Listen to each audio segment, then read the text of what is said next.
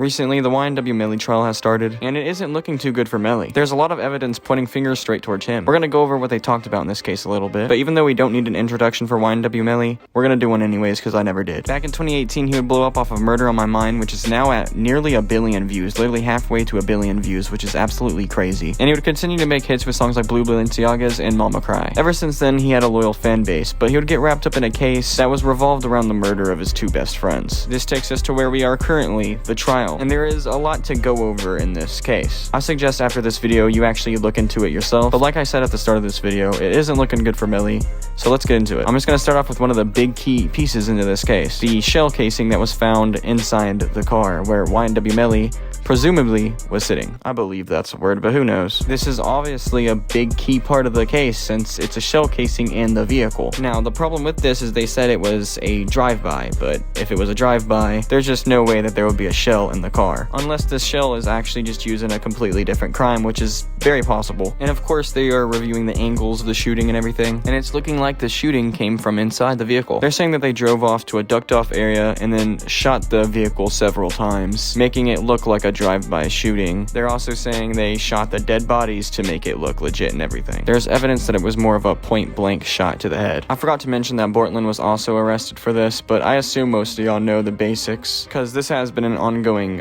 case since 2018. It seems like Melly's legal team is just doing what they can, because there isn't much you can do in this case, but the odds of Melly getting out is slim to none. This case have had us on the end of our seat for years on years now, and it seems like it's slowly starting to wrap up. It's about time. But what do y'all think in the comment section down below, alright? Do you think he's gonna get free, or do you think it's kind of too late for that now? With all that being said, I am definitely gonna have an update video for this, so be ready for that. And as always, y'all stay safe, stay notorious.